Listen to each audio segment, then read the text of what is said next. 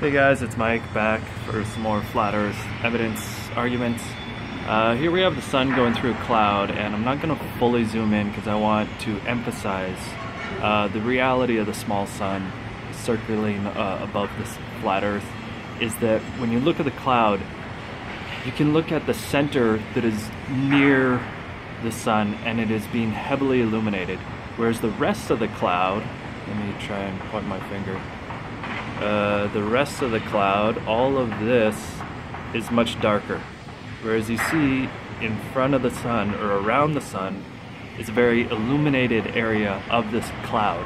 So this one cloud is being specifically spotted or targeted, or that one area is far warmer, far more lit up.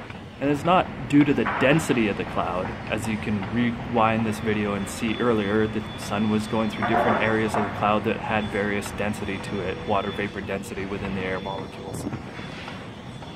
So what this proves is that the sun is small, and it is not 93 million miles away. It is not 1.3 million times the size of Earth. Because if it was, it would light up the entire cloud evenly. It would light up the entire sky evenly. I don't even, the ratios turn out to be correct at 93 million miles and being 1.3 million times bigger. The sun would appear as the same size as it does, but the reality is it does not illuminate or light up evenly as it should from that size ratio or from that distance. Because of the size ratio and that distance, the sun's light rays should be hitting parallel and equally across the Earth. And let's just get a final zoom in on the sun. What I wanted to get again, as with my other video, was that the sun itself, as it travels through these clouds, you can see clouds appear to go in front of it as well as in behind it. Let me lean up against the building here to stop shaking so much. It's a bit windy today in Edmonton. Yeah, I'm not really getting a good view now. But I had one friend point out to me an argument that the sun is just so bright that it isn't, the clouds aren't going in behind it, it's just piercing through the clouds. But to counter that argument, especially if you're having it as you watch my previous video, if the sun is that bright that it simply, its light rays pierce through the clouds, how can other clouds appear in front of the sun? Now, unfortunately, this isn't a good sample with this cloud, and it's almost exited the cloud fully now.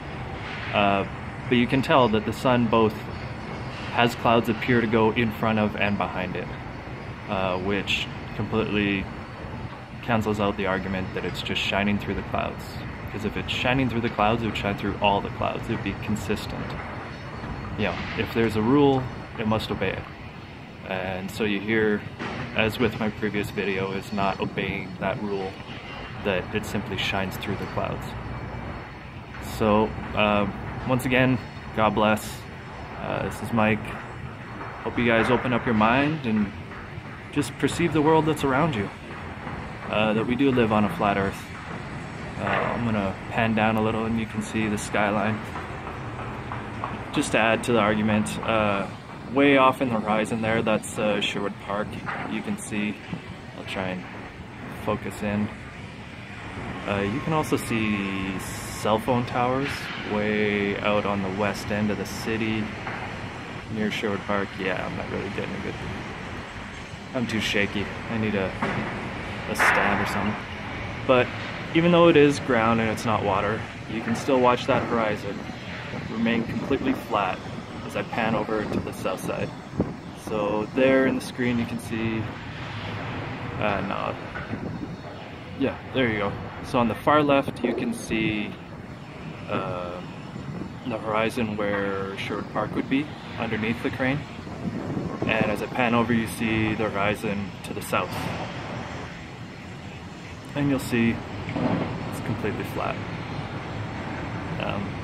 I will be conducting a water test soon. Gonna find a lake nearby that is large enough to do a visual test from X amount of kilometers away.